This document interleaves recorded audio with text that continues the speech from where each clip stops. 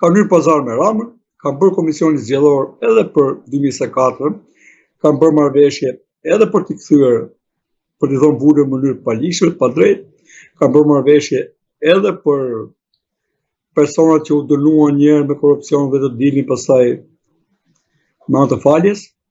Të gjitha me amnistin, të gjitha këto tregojnë që këta nuk janë fare në antagonizëm me Ramën, këta janë në antagonizëm me drejtësinë si koncept, me demokracinë si koncept, me një të ardhme tjetër jashtë këtyre dy grupimeve, të cilat ekziston në mendjet tona, ekziston në teori, nuk ka ardhur akoma në praktik, po, këta janë në antagonizëm me ata të cilët aspirojnë vërtet për një vend të lirë, demokratik,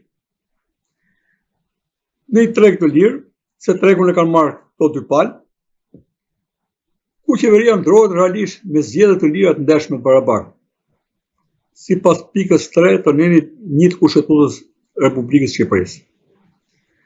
Pikërisht, domethënë, kjo kontradikt me të vërtetën universale, me të drejtën universale dhe jo me këtë që serviret Shqipëri, na ka bërë të drejtojmë në një kohë nonsensi, pasi po e kuptojmë si duhet bërë dhe akoma nuk po gjejmë rrugët dhe mendoj çdo gjë fle tek ata njerëz që nuk ndryshojnë. Zoti nuk e ndihmon një popull që nuk do të ndryshojë. Qasja jonë do të ndryshojë. Ai e tham, mjelli grurit mjelli misi nuk bën buk grurit.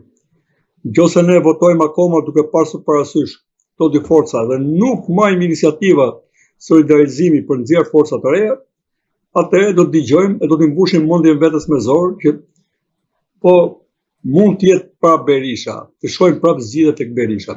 Është fukaralliku jon, shpirtëror. Edhe mendor që ne shohim zgjidhje vetëm tek Berisha dhe Rama. Dhe kemi ndarë veten në këto dy kampe, të cilat mund të jenë favor të protagonistëve të kampeve, po jo në favor të vendi. Dhe fakti që këta gallar janë trashur dhe kanë vajtur përtej imagjinatës në pasuri e në tjera, ndërsa vendi zhbëhet, tregon që pak në kjo që them unë është e drejtë e qëndron. Besoj që Berisha për mua e ka mbyllur fushatën, nuk e di tani si do të bien dakord dy palët për ta vazhduar, nuk pëlqen që PS-ja rrinë heshtje. Pra PS-ja do të kishte buçitur, do të thoshte ta kishte përfituar nga kjo punë. Po si duket palët duan të merren vesh prapë me njëra tjetër. Nga ana tjetër, SPAK ka bërë të ditur se do të nisë një hetim kryesisht mbi këtë çështje. A mendoni se mund të ketë një bashkëpunim në kohë paralele, po themi, midis SPAK-ut dhe amerikanëve për të parë konkretisht nëse ka shkelje ligjore me këtë kontratë lobimit Partisë Demokratike? Po SPAK do t'i bëjnë nder shqiptarëve, historisë të vendit, po dhe vetes vet. Se nëse do të tregohet indiferent dhe të vuajë nga komplekset e politikës apo të medias rreth politikës, do të ndihmoj realisht mos ekzistencën e vet. Të dy palët janë betuar që të merren me SPAK-un nesër. Ja për kur Zoti ja u sjell një mundësi në dorë që SPAK-u tregoj që jo ekzistenca e SPAK-ut do të varet se sa SPAK-u do të jetë në gjendje të bëjë detyrën e tij. Ne nuk e lusim, e kemi mbështetur pa kushte, tani bëj detyrën e tij. Ne po e bëj publikisht shumë më fort se SPAK-u, të bëj detyrën e tij. Ja ka borxh, edhe pse e ka për profesion edhe paguar për atë punë, po e ka me mision. Ja ka borxh të vendit të popullit. Shpresoj që ta kuptojnë kështu dhe të reagojnë sa më shpejt e të mos kompleksohen nga kjo politikë e pa skrupull edhe kriminale nga koha e këmbës. Si e komentoni faktin që ky është rasti i dytë, nëse mund ta quajmë kështu, i Berishës, duke qenë se nuk ka bërë transparente as kontratën me strategun e fushatës elektorale Kris Lasivita, se sa e ka paguar atë? Prandaj thash, ka një mos akordim deklaratash, o ka dy kontrata, ose këto para që pretendojnë të shkojnë në kjo firmë, do përdoren për të shkuar në dorë diku tjetër, dhe Lasivita nuk ka marrë dot përsipër ligjërisht të zhbojë non gratën se e di që është veprim antiligjor në Amerikë. Non grata zhbohet me vendime gjyqësore, jo me lobime. Kështu që zotëria nuk mund të nakatosi Amerikën siç ka nakatosur vendin tonë.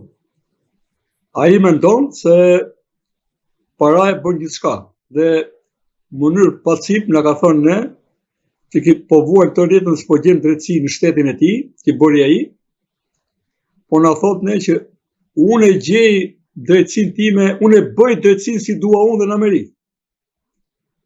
Nuk ka keqardhje më të madhe për ne shqiptarët që edhe aleati ynë i madh të zhbohet nga ana vlerave përballë një njeriu të tillë. Prandaj nuk është çudi të marrin ndonjë përgjigje edhe më rigoroze nga Amerika. Ky mendon se mund të bëj diversion midis partive politike në Amerikë dhe ky ta rallisi ta njësoj vetëm siç thash me Trumpin dhe kundërshtarin e tij me Biden. Nuk besoj se amerikanët do të pranonin një përballje të tillë të politikanëve të tyre. Është një sidoj tjetër është ish president i Amerikës. Një mandat dhe 2 mandate ish zëvendës president. Ku botrin ky zotëria të përbuz, të përbalt një ish president amerikan.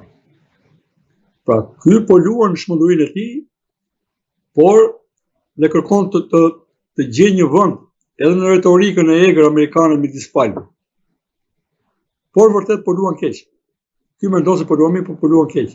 Edhe në gjitha lajmet që ka janë lajme të rreme, të cilat janë detyruar pastaj edhe ti mohojnë vetë.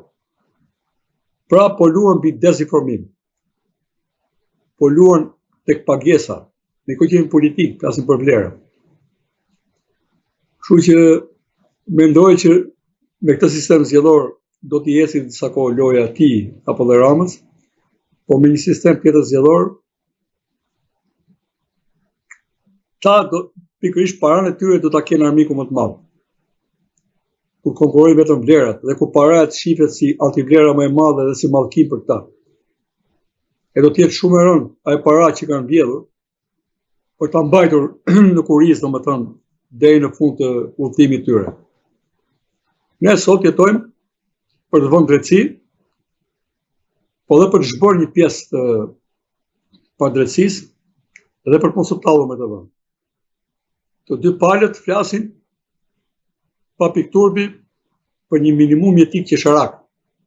Dhe që aty duhet dalin nga skena, dorë për dorë. Se fakti që janë këta të dy, është ky minimum etik qesharak, që s'vlen as për ilaçe. Dhe unë i them shqiptarëve, po, Zoti e ka dhënë që ne jetojmë gjithë si njerëz këtu, në këtë tokë, në këtë qiell e në këtë diell, se nuk del dielli dhe hëna vetëm për Berishën dhe për Ramën, por ne me ignorancën tonë, me frikën që kemi brenda vetes, me mungesën e kulturës demokratike që kemi si popull dhe traditës, ne kemi zënë diellin vetes edhe hënën bashkë.